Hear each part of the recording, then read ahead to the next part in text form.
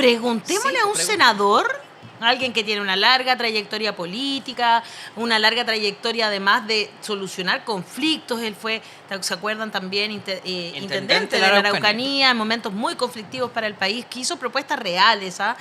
Y siempre nos agrada mucho conversar porque tiene una sabiduría ya que le han dado los años, pero también la trayectoria tremenda que tiene. El abogado y senador Francisco Huenchumilla está conectado con nosotros.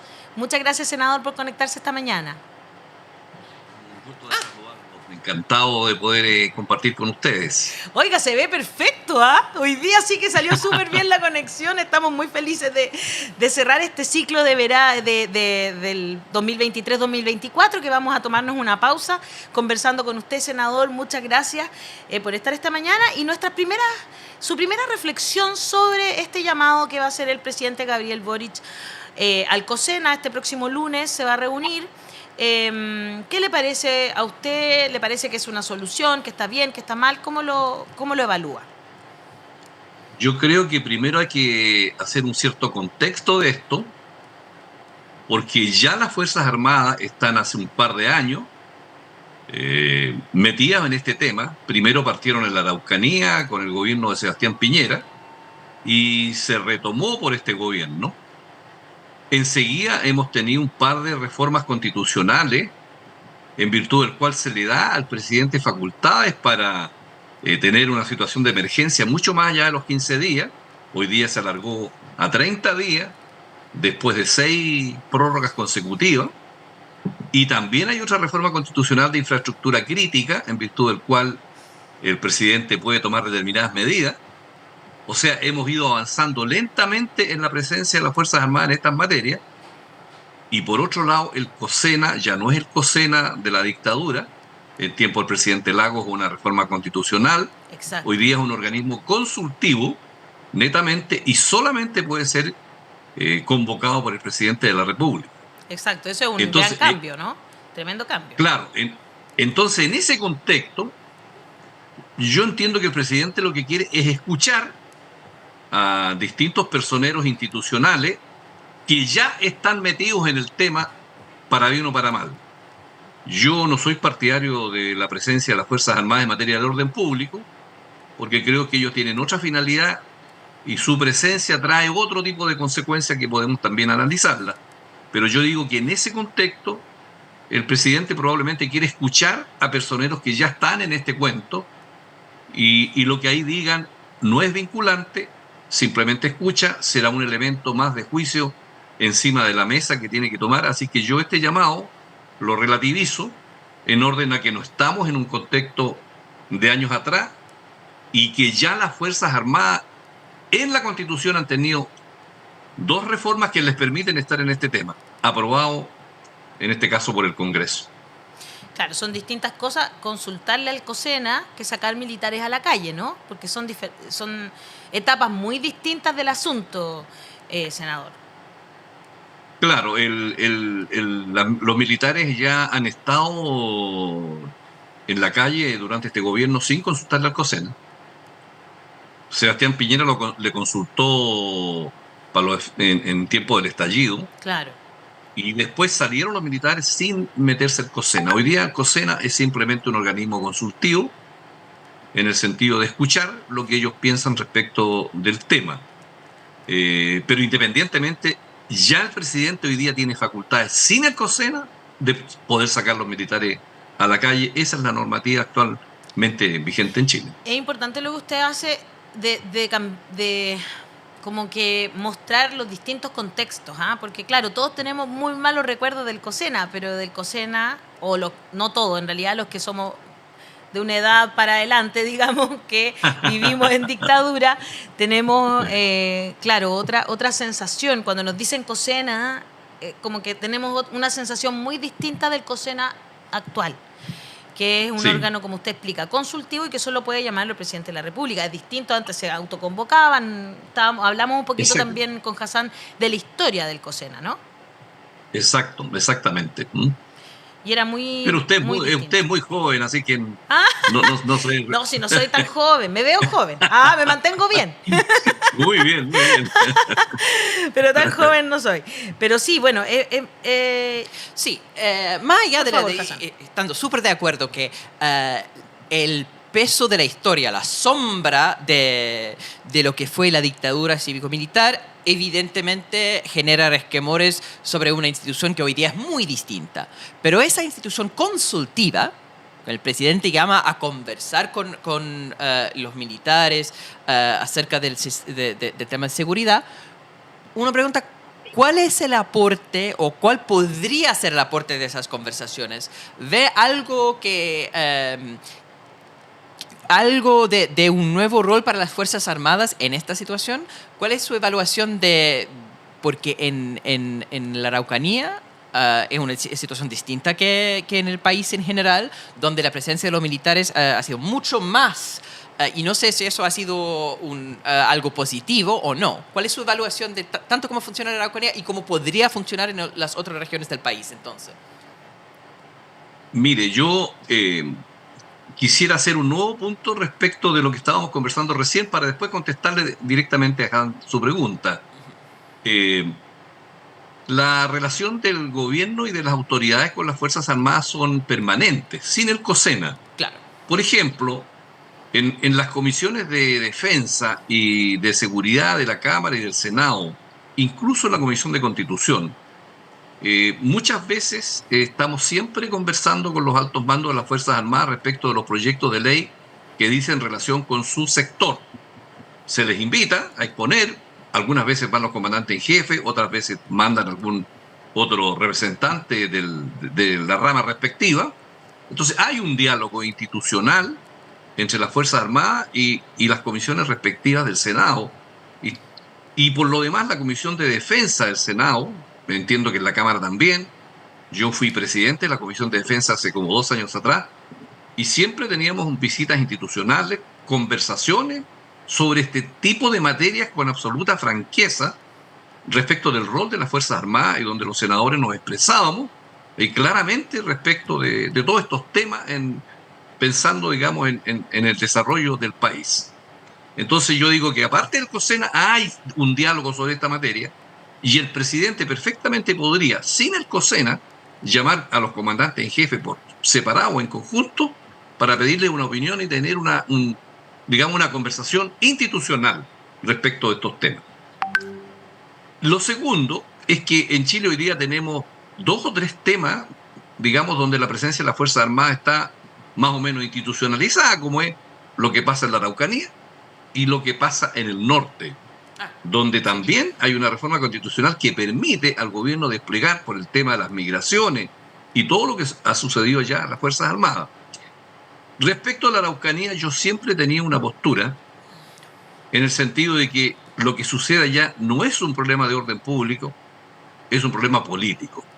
Y que la solución es política, que la solución no va a estar en las armas, que ese es un error de los gobiernos pasados y un error de este gobierno. Yo he sido un detractor de la política de este gobierno y por lo tanto me niego a votar esas prórrogas de la excepción en la sala del Senado y por lo tanto no creo en esa solución. Yo creo que es la solución política.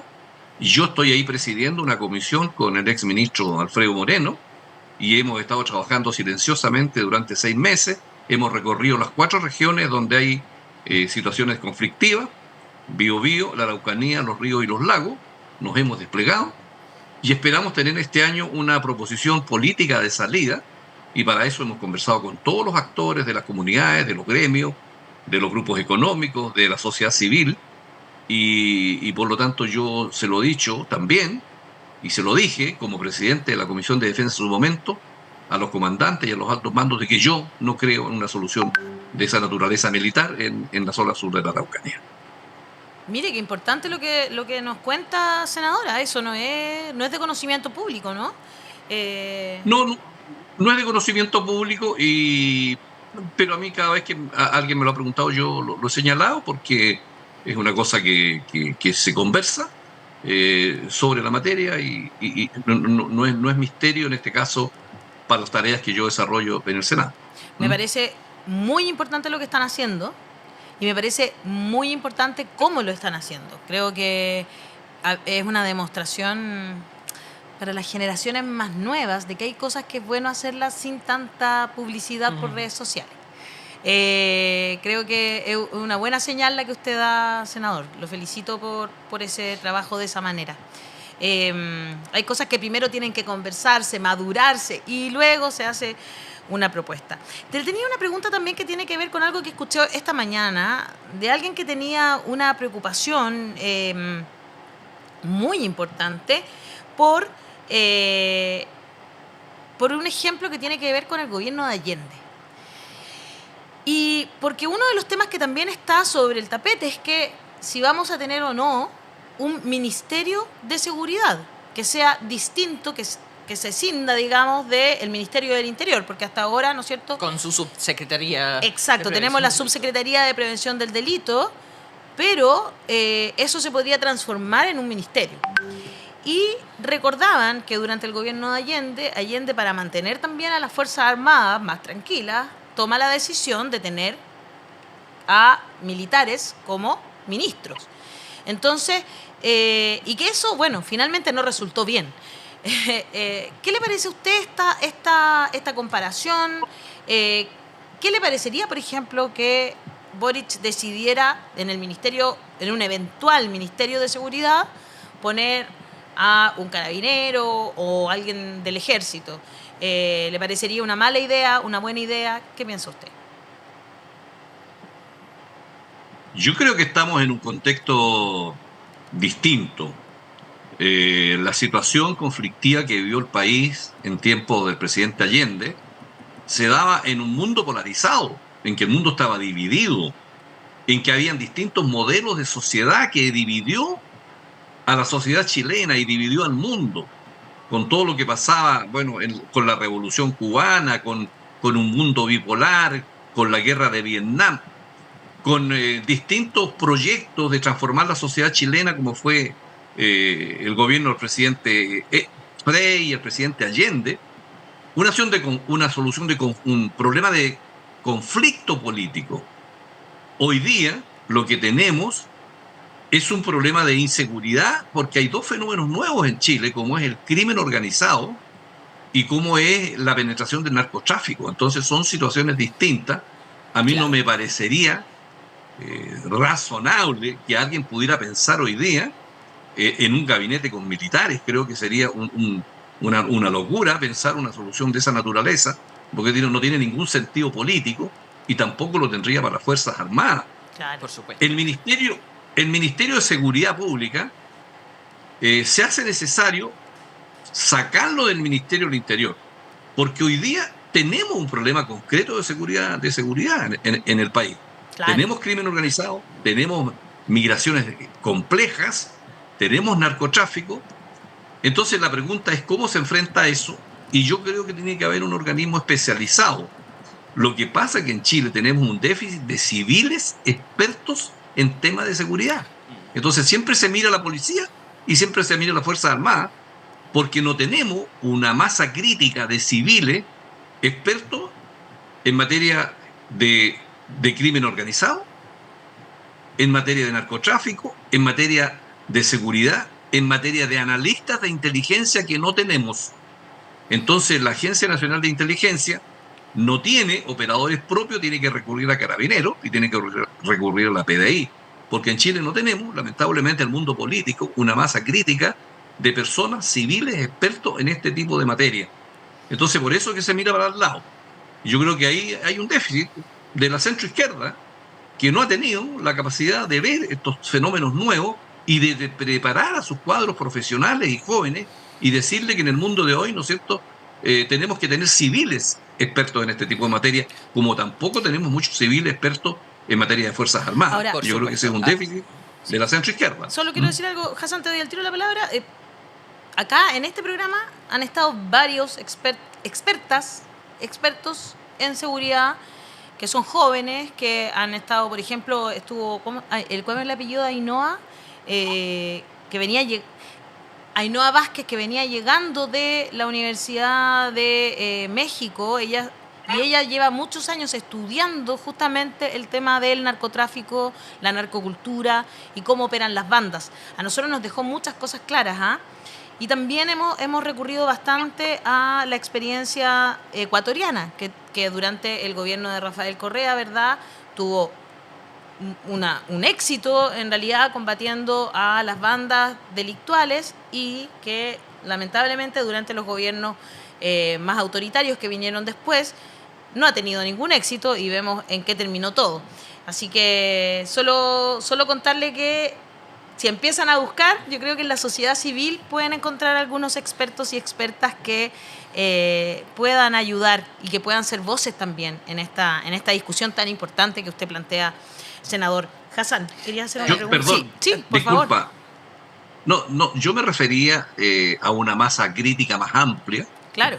Porque por supuesto hay expertas y expertos, conocemos muchos profesores que se dedican a esto, pero yo estoy hablando de una masa que se pueda dedicar, por ejemplo, a hacer los análisis de inteligencia en los respectivos servicios, y que podamos tener universidades que se dediquen a esto, en fin, digamos que penetre en una masa importante. Absolutamente de acuerdo, sí, por supuesto, senador. Sí, se entiende, y yo comparto con usted, senador, precisamente ese análisis, que ha sido un tema recurrente en este gobierno, no solamente en temas de seguridad, donde un gobierno que tiene muy clara la película en términos de políticas públicas de largo plazo a la hora de gestionar el Estado, de tener cuadros capaces de hacer el trabajo administrativo de día a día de la máquina del Estado.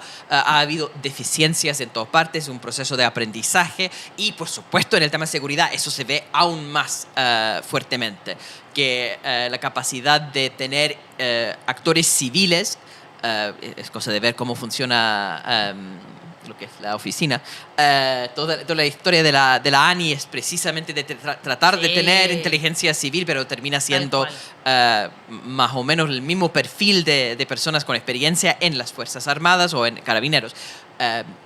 De acuerdo que hay esas deficiencias, pero justamente porque cambiar instituciones es un proyecto a largo plazo. Justamente porque el aprendizaje de toda una generación toma su tiempo, hay que separar de eso el tema de corto plazo. Estoy muy de acuerdo también con la afirmación que el problema de la Araucanía es un problema político.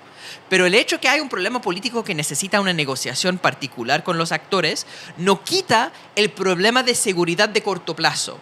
Y en eso había mucha presión para tener estado de excepción, porque había aumentado la cantidad de delitos, y cuando llamaron a estado de excepción empezaron a bajar los delitos, y todos que habían querido esa estrategia dijeron, mira, funcionó.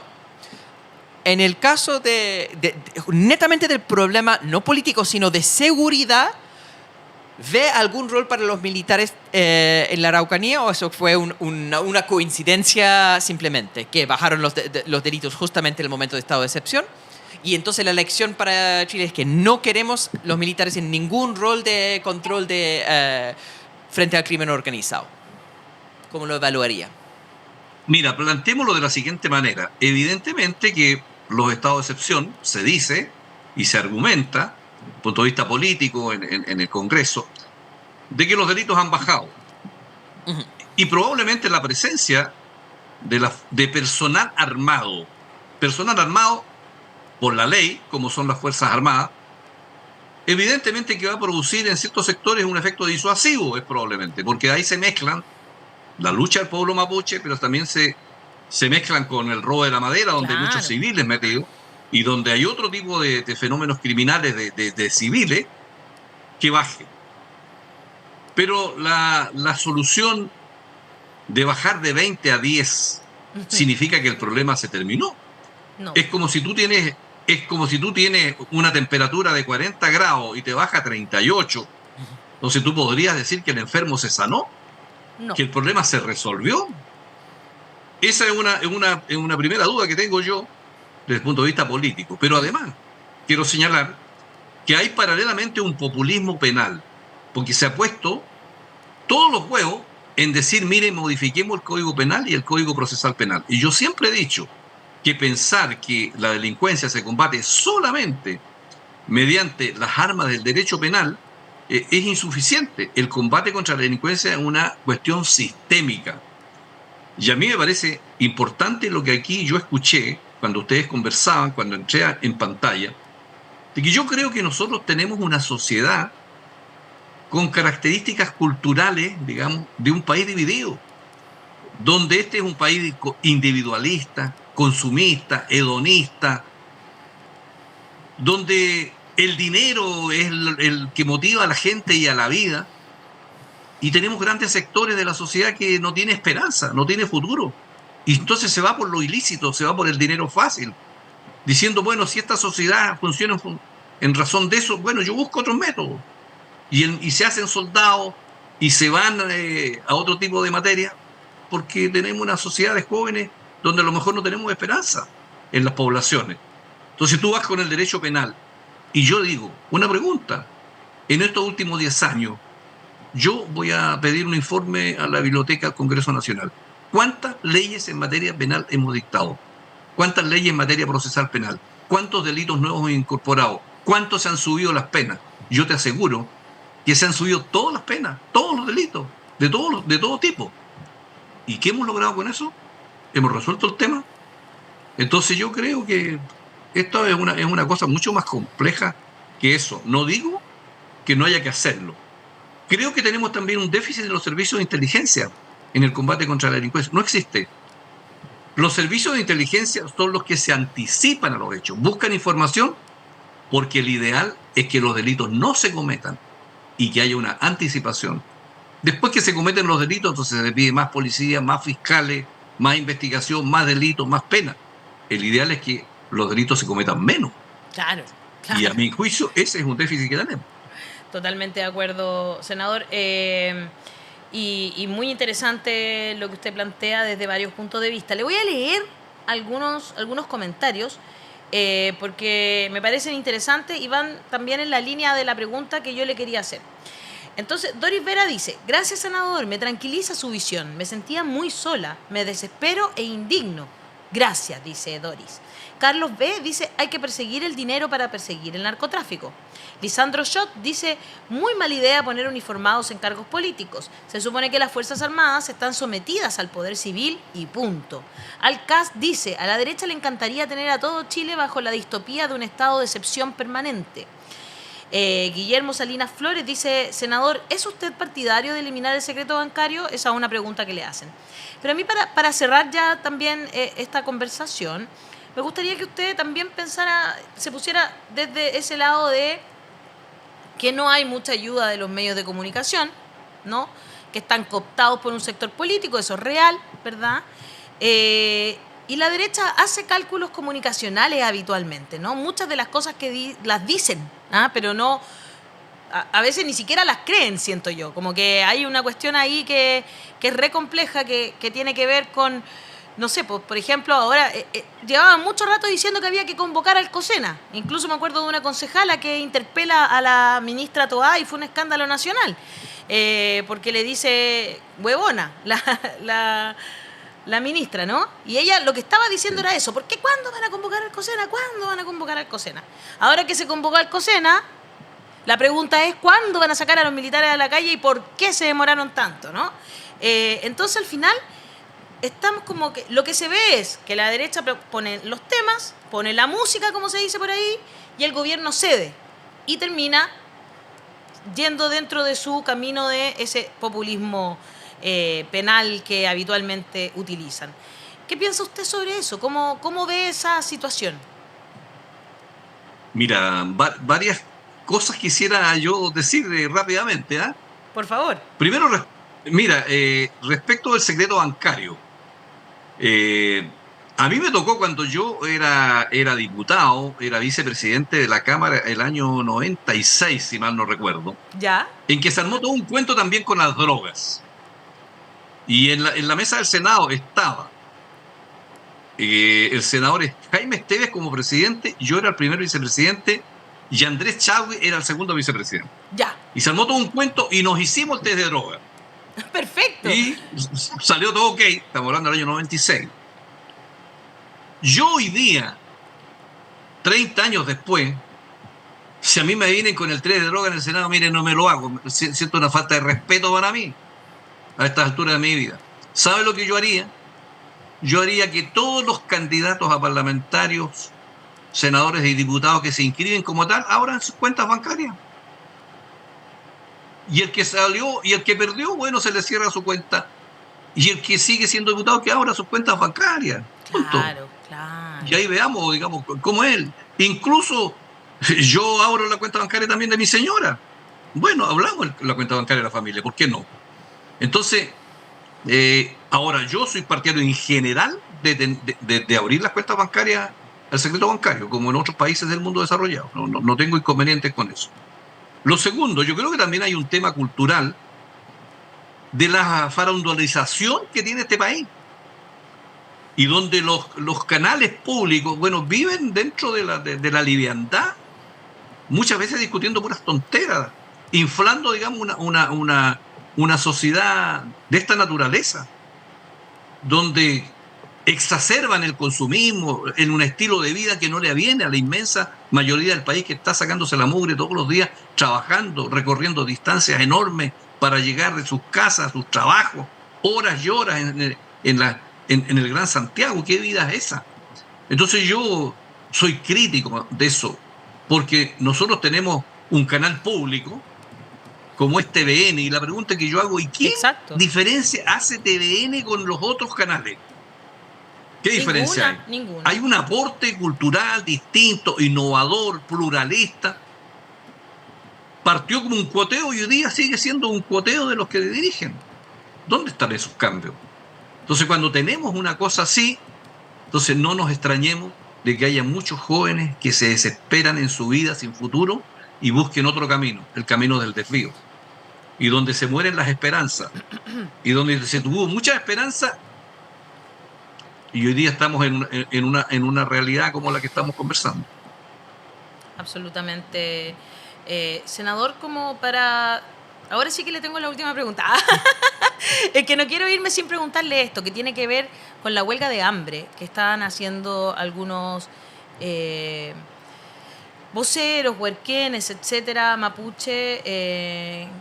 Y yo sé que hay por lo menos uno que está en muy malas condiciones, que está en la cárcel, pero que no se está cumpliendo el acuerdo de respetar sus creencias, etcétera, en muchas de las cárceles que están en la región de la Araucanía. ¿Qué le parece a usted lo que está pasando ahí? Yo siempre digo que el que está en un cargo de gobierno tiene que hacer gestión política. Mire, y yo no lo digo predicando desde afuera. Yo tuve muchas huelgas políticas en los distintos cargos que yo tuve. Estoy hablando cuando yo era intendente. Y me acuerdo que yo visité al Machi Celestino inmediatamente que anunció que iba a tener una huelga de hambre. Bueno, todos los medios de derecha en general me sacaron la mugre. Exacto. Pero yo estaba actuando como la autoridad política frente a una posibilidad de tener un hecho difícil en mi gestión. Y por lo tanto, inmediatamente me constituí y estuve hablando un par de horas con el Machi Celestino para neutralizar esa posibilidad. Tuve una huelga de hambre en la cárcel de Angol y estaba de ministro el don José Antonio Gómez. Lo llamé a él y me constituí en la cárcel de Angol. Y fuimos a conversar, fuimos a neutralizar eso. La gente hace ese tipo de manifestaciones cuando no tiene ninguna respuesta. Llevamos años tratando de modificar el régimen y el reglamento penitenciario que ponga en marcha el convenio 169, que es una ley firmada por el Estado de Chile, ratificada por el Estado de Chile. Entonces yo creo que esas huelgas de hambre responden a una falta de credibilidad y de esperanza absoluta en lo que hace el Estado. Es el último recurso que le queda a la gente, jugar con su vida, poner en riesgo su vida. La autoridad política lo que tiene que hacerse es adelantarse e ir a enfrentar el tema. Y tenemos que modificar el reglamento carcelario. No se está pidiendo ni más ni menos que el cumplimiento de una ley que en Chile está vigente, que es el convenio 169. Entonces falta gestión política, creo yo. Y como digo, yo no estoy predicando cosas que yo no haya vivido. Las viví. Pero es la manera, creo yo, en que uno tiene que gestionar las responsabilidades que tiene al mando del Estado. Aquí tengo algunos de los datos que estábamos conversando, senador, respecto de la pregunta que le hacía Hassan.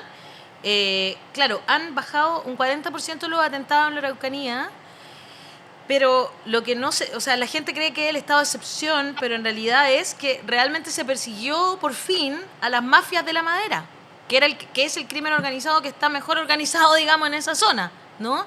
Sí. Y en realidad es eso. Pero como tenemos medios de comunicación que poco y nada ponen el acento donde debe estar, la percepción de la opinión pública es que fue el estado de excepción. Pero la verdad es que es verdadera inteligencia y haber perseguido a quienes realmente están cometiendo delitos, que son los que se organizan detrás del robo de madera. Es muy interesante que realmente podamos conversar sobre esto y ojalá que se visibilizara más de verdad cómo pasan las cosas, ¿no? Y no se hagan estos comentarios de los que yo concuerdo plenamente con el senador, irresponsables, sin base, porque además a veces dejan a las personas delante de la pantalla y como que tienen que rellenar, y hablan cantidad de cosas que no se dan ni cuenta, incluso a veces yo creo, de verdad que, porque no puedo creerlo, que lo estén pensando.